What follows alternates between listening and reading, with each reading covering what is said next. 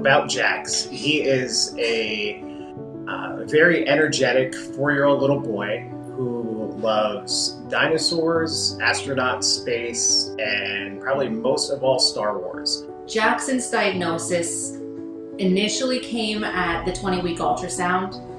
We thought everything was fine up until then. We went for our routine ultrasound so they could do the measurements and find out if it was a boy or girl. And as soon as they started the ultrasound, we could see that something was wrong. The nurse left to get the doctor, and then they came back and finished, and they told us that he had a lower urinary tract obstruction. At the 23-week mark, we finally had our appointment at the Center for Fetal Diagnosis and Treatment at CHOP. We wanted to ensure that we gave Jackson the best chance, and wanted to ensure that we had the specialists that we were most comfortable with. So at about that 23-week point, when we had this evaluation, they did a full workup with myself, with Jax, and determined that he was not a candidate for fetal surgery. So we continued with CHOP. I believe I was there every week until he was born, where they would do ultrasounds, check the amniotic fluid, check Jackson's kidneys, his heart, because, you know, having a kidney problem could affect the heart. And again, there was no way to know just how severe the kidney damage was until he was born. At the time, we had a 5-year-old daughter who was in preschool, getting ready to start kindergarten. It was the summer. So as a parent, you're trying to balance the care for your unborn child with the needs and not wanting to scar your child that you have now. So around my 34-week appointment, Jax's amniotic fluid was extremely low. I believe he only had 1 or 2 pockets of fluid left. The hope was to get Jackson to about the 37-week mark. We had to make the decision as to whether he should come earlier than 37 weeks. So at that point, the decision was made that a week later, at 35 weeks, they would go in, do a C-section, and Jax would be born. While the team had sat me and my husband down ahead of time and talked to us that, you know, as soon as Jackson would be born, they would hold him up so I could see him, but then he needed to immediately leave and he needed to be assessed, and assured me that they would do everything that they could for him, but they also told me that there was always that chance he wouldn't make it. You know, as time goes on, you hear them getting a little more anxious, and they whisk Jax away. And then the next time we see him, he has a breathing tube in, an NG tube, central lines, all this stuff, right? It's that roller coaster. So the first time I met Jackson was after Dad had. They waited until I was settled back into my room. Once I was finally able to go back to my room and settled in, the team brought Jax over. In his bed, he was not able to get out. He was hooked up to all kinds of tubes and machines. I just remember he was so puffy. He was just this little tiny pudge ball because he had taken on so much fluid that he hadn't gotten out. And I remember being so scared. I did not know what was going on. I believe this visit probably lasted a minute. And then they said, you know, we need to take him to the NICU right away. I believe it took like 2 people, but they managed to get me out of bed and into a wheelchair and took me over to see Jax. And again, that was one of the hardest sights. I didn't even have the strength to hold him at that point. I actually don't think we held him until he was a couple days old. Yeah. So it was very, very tough in those first few days. We lived at the hospital with him. We lived there for literally at the hospital for 2 weeks, I think. At the 4-week mark, we were discharged from CHOP and brought Jackson home. So normally when you bring a child home, it's, you know, change diapers, follow with the pediatrician, give formula, life's good, right? Jackson, not so much. We were given meds 4 to 6 times a day. I forget the exact number, but it was 4 to 6 times a day.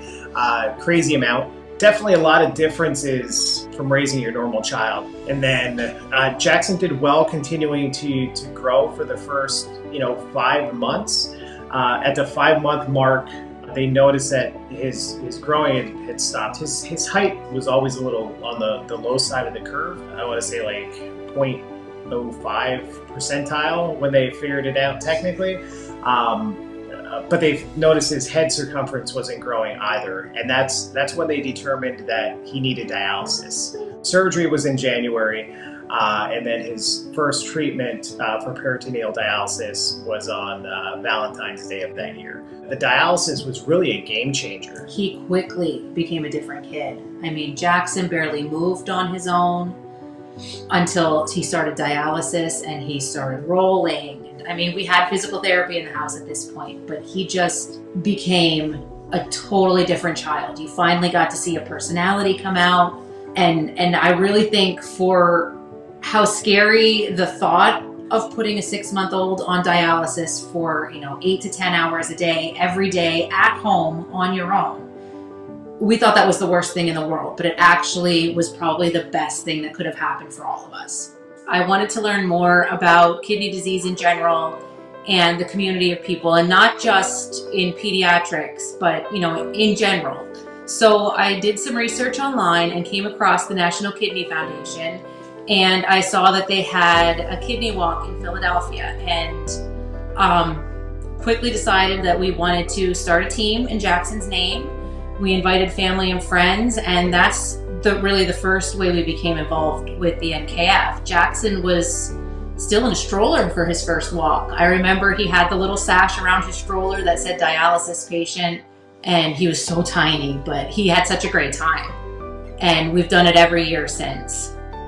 How did we find a donor? So one of the most important pieces that we did was we created a Facebook page for Jax. Served a few purposes. One is it's therapeutic to talk about his story, but it's also important to get his story out there and let him know that you're in search of a donor, right? They tell you that most likely one of the parents will be a match, or probably a very good match. One of the parents can donate.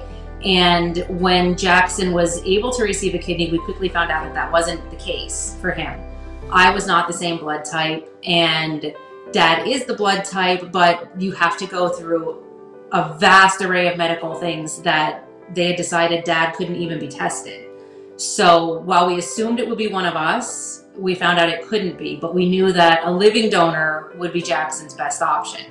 And then we put that out there on his Facebook page and just shared his story, right? Put little hashtags on all of his posts, and through that Facebook page, we found a living donor, or the living donor found us, actually, would be the proper term. So a complete stranger, Jason from the Lehigh Valley area, who we had never met, came across his story and page and felt compelled to get involved for Jackson, and contacted CHOP, unbeknownst to us, and the transplant center, and went through testing to donate for Jackson. An altruistic donor had come forward and wanted to donate on behalf of Jackson. So he would donate his kidney to someone in the United States who needed one and was a match for him. And in turn, Jackson would get one from someone else. This ended up being, I think, an 8-person chain that were going to get transplants all at the same time. Something came up with Jackson's cross-match labs where he was virtually cross-matching with people, and it looked great. And then you do a physical cross-match and something would pop up. So the team wasn't sure if Jackson should go through. We were given the option to allow the donor to go through or to ask them to wait. And obviously it wasn't even a choice. We wanted the donor to go through. We wanted this other person to get their kidney. So he went through, and Jackson received a voucher, which means he gets a higher priority on the list when his match comes up. We got a call late Christmas Eve that there was a potential deceased donor that was an excellent match for Jackson. Christmas morning, we woke the kids. Around 7 a.m., I think, we got the phone call on Christmas Day saying, it's Jackson's turn. You need to open your presents and get to the hospital immediately. Jax, did you name your new kidney Darth Kidneus? Because Yeah. you love Star Wars? While Jackson was the recipient of a deceased donor transplant through that program, Jackson still had the voucher from his living donor. So what that means is Jackson will retain that until he needs it in the future, because kidney transplants are great. It's a long-term treatment that provides the best outcome, but due to his age, that kidney transplant that he received isn't going to last forever. But they do know, due to Jackson's age, at some point he's going to need another transplant, which Jackson's actually a beneficiary of both programs, right? Through Gift of Life and the National Kidney Registry, because he got his deceased kidney transplant, and then he has the voucher from the NKR. Now that Jackson is post-transplant, we're about 7 months post-transplant, he's been given the green light to go back to school. He was actually out of preschool all of last year between the pandemic and transplant. So he's super excited to go to school. He can't wait to be back with his friends. I'm a little nervous, but that's a mom thing. and it'll be nice to get Jackson a little bit of his normalcy back, right? Like last year was a crazy year for everybody, even more so for, you know, immunosuppressed or those awaiting transplants, right? Trying to keep them a little safer and a little more of a bubble, and reduce the risk. So it'll be nice to get a little normalcy back for him, and like yes, Amy said, like get him back with his friends and back to the school setting, and just see him grow and continue to rock out his future with the zest for life and zeal that he has. I was very sad that my parents weren't home a lot, and I was excited to see my little brother and scared at the same time. He's still a little crazy person and annoying, but I love him.